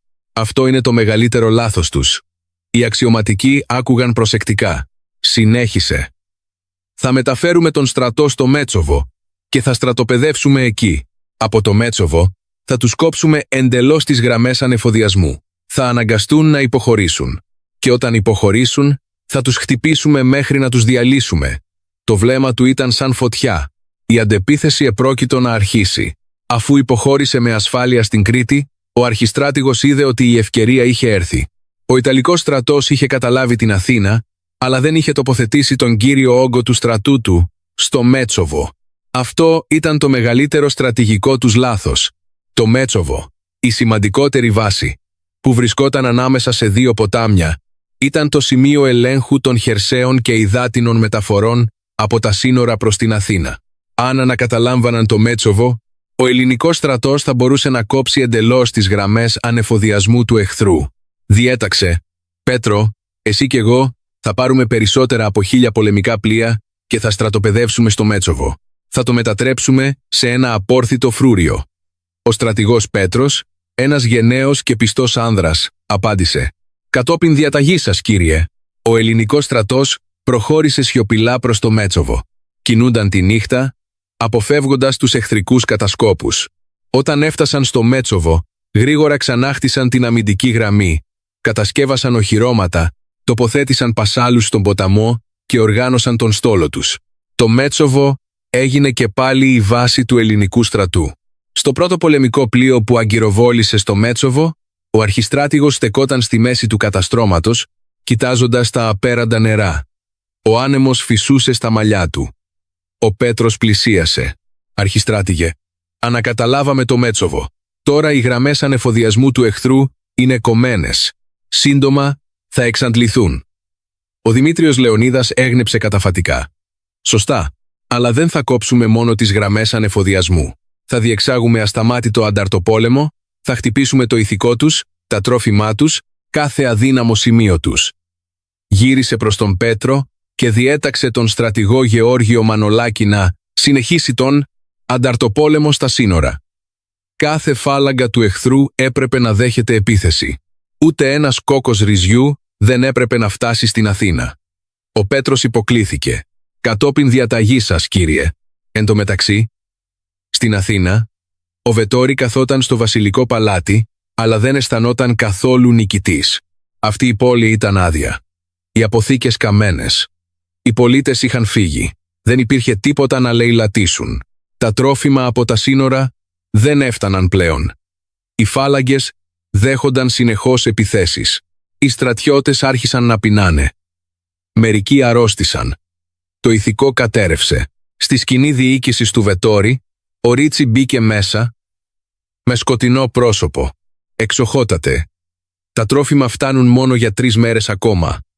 Αν δεν λάβουμε ενισχύσεις, ο στρατός μας θα πρέπει να τρώει χόρτα και ρίζες». Ο Βετόρη χτύπησε το χέρι του στο τραπέζι. «Γιατί δεν φτάνουν οι φάλαγγες?» Ο Κάρο απάντησε. «Εξοχότατε, ο Δημήτριος Λεωνίδας έχει ανακαταλάβει το Μέτσοβο. Έχει κόψει εντελώς τις υδάτινες οδούς. Οι χερσαίες οδοί δέχονται συνεχώς επιθέσεις από αντάρτες. Δεν μπορούμε να μεταφέρουμε τρόφιμα». Ο Τόρι, που μόλις είχε επιστρέψει από την Πελοπόννησο, μίλησε. «Εξοχότατε, προσπάθησα να βρω τρόφιμα στην Πελοπόννησο, αλλά δεν υπήρχε τίποτα. Οι πολίτες είχαν φύγει, τα χωράφια ήταν καμένα». Ο Βετόρη έμεινε σιωπηλός, με το βλέμμα του γεμάτο ανησυχία. Ήξερε καλά ότι χωρίς τρόφιμα, ο στρατός θα κατέρεε. Χωρίς να χρειαστεί να μας χτυπήσει ο Δημήτριος Λεωνίδας, ο στρατός μας θα διαλυθεί από μόνος του. Τελικά, είπε με φωνή γεμάτη αδυναμία. «Ετοιμαστείτε για υποχώρηση». Ο Βετόρη δεν ήθελε να υποχωρήσει εντελώς αμέσως. Εξακολουθούσε να ελπίζει ότι θα βρει τρόφιμα για να συνεχίσει την εκστρατεία. Διέταξε. «Ρίτσι, εσύ θα μείνεις στην Πελοπόννησο με 1.300 ναύτες. Βρες τρόπο να βρεις τρόφιμα. Αν τα καταφέρεις, θα επιστρέψω». Ο Ρίτσι έλαβε τη διαταγή. Αλλά μέσα του αμφέβαλε. Ήξερε ότι αυτή η αποστολή ήταν σχεδόν αδύνατη. Αλλά ως υφιστάμενος, δεν μπορούσε να αρνηθεί τη διαταγή. Πριν υποχωρήσει, ο Βετόρη ήθελε ακόμα να πετύχει τον τελικό του στόχο. Να πιάσει τον βασιλιά ζωντανό. Έστειλε τον Κάρο με τον ναυτικό να συνεχίσει την καταδίωξη του βασιλιά. Ο Κάρο έλαβε πληροφορίες ότι ο βασιλιάς βρισκόταν βόρεια, οπότε οδήγησε τον στόλο του στη θάλασσα για να τον κυνηγήσει. Αλλά ο Δημήτριος Λεωνίδας είχε ήδη ετοιμάσει ένα σχέδιο. Έστειλε ένα μεγάλο, ψεύτικο βασιλικό γιότ, με τις βασιλικές σημαίες, να βγει από την πύλη του κόλπου για να παρασύρει τα στρατεύματα του Κάρο. Ο Κάρο είδε το γιότ και νόμισε ότι ήταν ο βασιλιάς. Αμέσως κινητοποίησε όλες του τις δυνάμεις για να το κυνηγήσει. Αλλά όταν έφτασε στο γιότ, ανακάλυψε ότι υπήρχαν μόνο απλοί στρατιώτες, όχι ο βασιλιάς. Ο Κάρο εξοργίστηκε. «Δημήτριε Λεωνίδα, με ξεγέλασες πάλι». Αλλά ήταν πλέον αργά. «Δημήτριε Λεωνίδα, Δημήτριε Λεωνίδα». Ο βασιλιάς και ο πρωθυπουργός ήταν ασφαλείς στην Κρήτη, μακριά από τα χέρια του Ιταλικού στρατού. Στις αρχές Μαΐου του 1941, ο Βετόρη αποφάσισε να υποχωρήσει. Δεν υπήρχε άλλη επιλογή. Τα τρόφιμα είχαν τελειώσει. Οι στρατιώτες ήταν πεινασμένοι. Το ηθικό είχε καταρρεύσει. Οι γραμμές ανεφοδιασμού είχαν κοπεί εντελώς. Ο Βετόρη διέταξε υποχώρηση. Ετοιμάστηκε να εγκαταλείψει την Αθήνα και να επιστρέψει στα σύνορα. Αλλά ο Δημήτριος Λεωνίδας δεν θα τους άφηνε να φύγουν εύκολα. Στο Μέτσοβο έφτασε η είδηση ότι ο Βετόρη ετοιμαζόταν να υποχωρήσει. Ο αρχιστράτηγος χαμογέλασε. Άρχισαν να τρέχουν. Αλλά δεν θα τους αφήσουμε να τρέξουν με ασφάλεια. Διέταξε την προετοιμασία της αντεπίθεσης για να χτυπήσουν τον εχθρό κατά την υποχώρησή του. Αυτή ήταν η στιγμή που ήταν πιο αδύναμη. Καθώς ο Ιταλικός στρατός υποχωρούσε, χωρίστηκε σε πολλά σώματα για να αποφύγει μια ολομέτωπη επίθεση. Ένα από αυτά τα σώματα πέρασε από μια πεδιάδα. Μια επίπεδη περιοχή ανάμεσα σε δάση. Εκεί, ο ταγματάρχης Νίκος Παπαδόπουλος, ένας από τους πιο πιστούς αξιωματικούς του αρχιστρατήγου, τους ανέκοψε με 600 ευζώνους. Στην πεδιάδα, ο Νίκος Παπαδόπουλος στεκόταν στη μέση του σχηματισμού των στρατιωτών του, κρατώντας το σπαθί του με αποφασισμένο βλέμμα. Ήξερε καλά ότι 600 άνδρες εναντίον χιλιάδων Ιταλών ήταν μια αδύνατη αποστολή. Αλλά δεν υποχώρησε. Γύρισε προς τους στρατιώτες του. «Σήμερα θα κρατήσουμε τον εχθρό εδώ. Ακόμα κι αν πρέπει να χύσουμε το αίμα μας, δεν θα τους αφήσουμε να φύγουν εύκολα». Οι στρατιώτες φώναξαν δυνατά, κατόπιν διαταγής σας. Ο ήχος των εχθρικών τυμπάνων αντίχησε. Χιλιάδες Ιταλοί στρατιώτες όρμησαν σαν τσουνάμι. Ο Νίκος Παπαδόπουλος διέταξε πυρ. Εκατοντάδες σφαίρες πέταξαν και καρφώθηκαν στις εχθρικές γραμμές. Μερικοί Ιταλοί στρατιώτες έπεσαν, αλλά συνέχισαν να προελάβουν. Οι Ιταλοί επιτέθηκαν μαζικά από πολλές κατευθύνσεις. Ο Νίκος Παπαδόπουλος όρμησε στη μάχη με το σπαθί του, πολεμώντας γενναία. Δίπλα του. Οι 600 εύζωνοι δεν υποχώρησαν ούτε βήμα. Η μάχη κράτησε για 6 κύματα επίθεσης. Ο εχθρός υπέστη αμέτρητες απώλειες. Αλλά με τη συντριπτική αριθμητική υπεροχή, τελικά, ο σχηματισμός του ελληνικού στρατού έσπασε. Ο Νίκος Παπαδόπουλος περικυκλώθηκε, τραυματίστηκε βαριά και τελικά εχμαλωτίστηκε. Στο Ιταλικό στρατόπεδο μετά τη μάχη, οι Ιταλοί αξιωματικοί κοιτούσαν τον Νίκο Παπαδόπουλο με μίσος. Ένας αξιωματικός ρώτησε «Ποιος είσαι?» Ο Νίκος Παπαδόπουλος απάντησε με σταθερή φωνή «Είμαι ο ταγματάρχης Νίκος Παπαδόπουλος, αξιωματικός του αρχιστρατήγου Δημητρίου Λεωνίδα». Οι αξιωματικοί εξεπλάγησαν. Ήξεραν ότι αν έπιαναν έναν από τους έμπιστους του Δημητρίου Λεωνίδα, θα ήταν μεγάλη επιτυχία. Ένας αξιωματικός είπε «Θέλεις να γίνεις διοικητής στη νέα Ιταλική επαρχία. Θα σου δώσουμε πλούτη και δόξα». Ο Νίκος Παπαδόπουλος τον κοίταξε στα μάτια και η φωνή του αντίχησε. «Προτιμώ να γίνω φάντασμα στη γη των Ελλήνων παρά βασιλιάς σε ρωμαϊκό έδαφος». Τα λόγια του έπεσαν σαν κεραυνός. Οι Ιταλοί αξιωματικοί χλώμιασαν. Δεν περίμεναν ότι ένας εχμάλωτος πολεμιστής θα μπορούσε να μιλήσει με τέτοια αποφασιστικότητα. Εξοργισμένοι, τον σκότωσαν. Θυσιάστηκε. Αλλά εκπλήρωσε την αποστολή του. Καθυστέρησε τον εχθρό, επιβράδυνε την υποχώρησή του, δίνοντας χρόνο στον ελληνικό στρατό να προετοιμάσει την αντεπίθεσή του.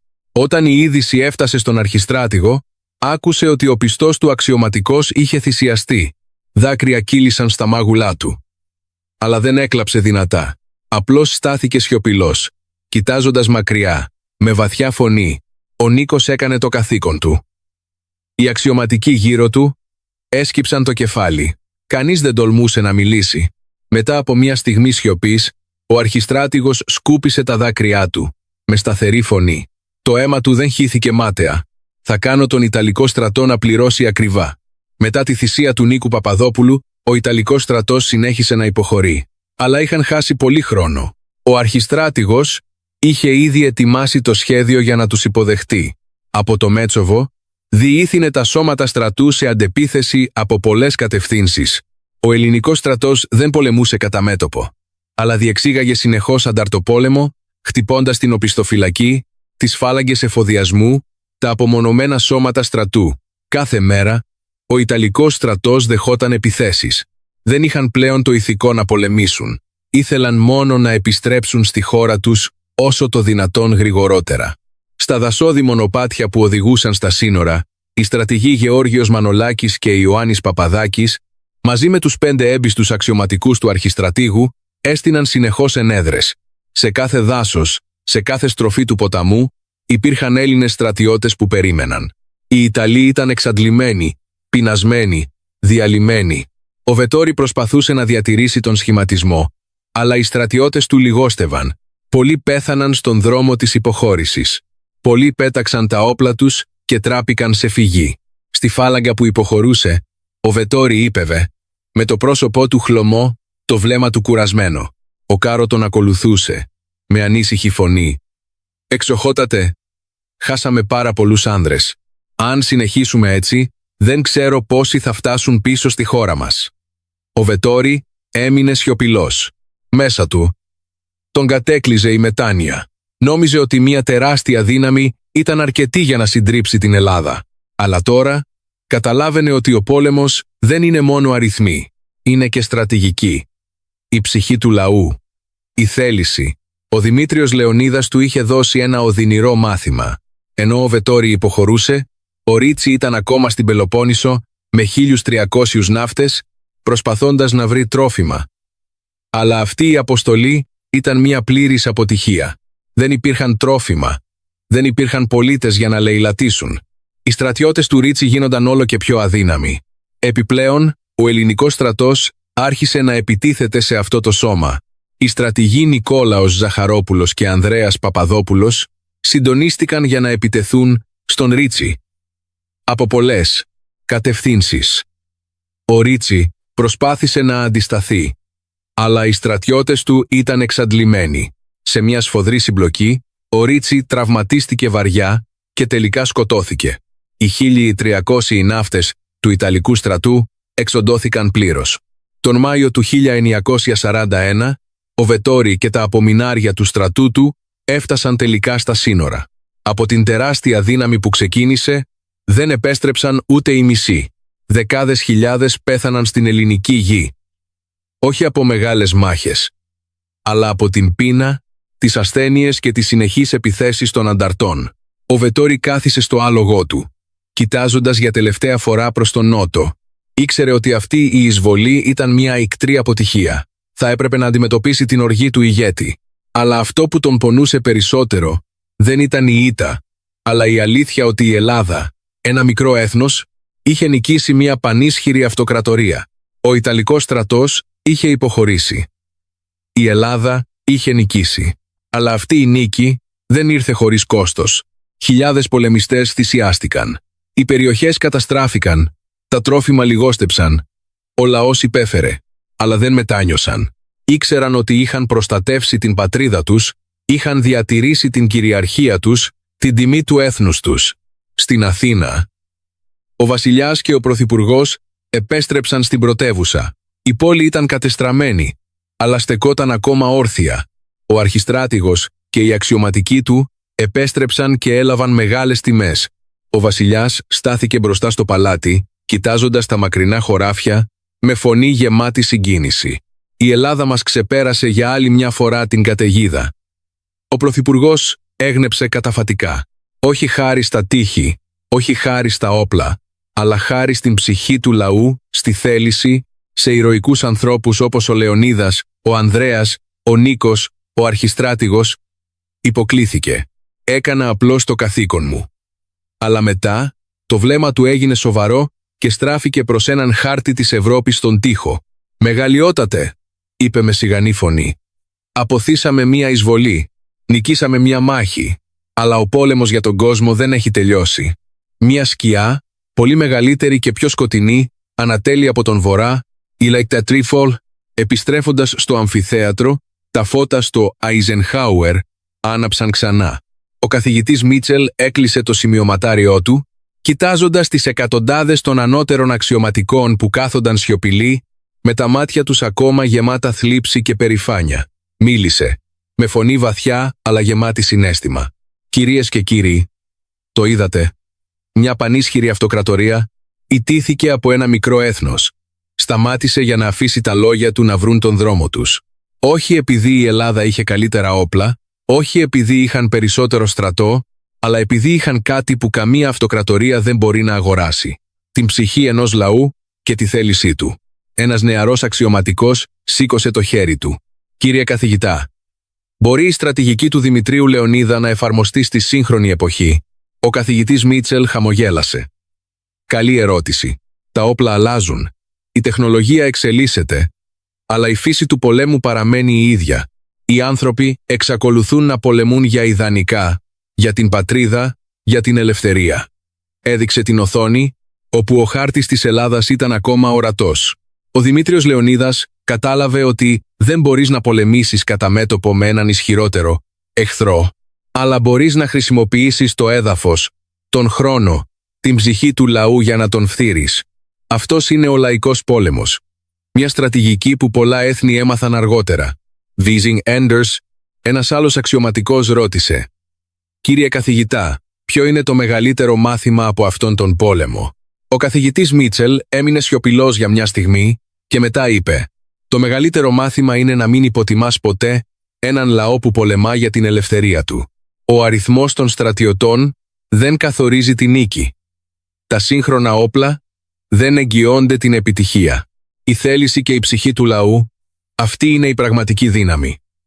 Κοίταξε την τάξη με φωνή απαλή, αλλά γεμάτη κύρος. Η Ελλάδα το 1940 το απέδειξε αυτό.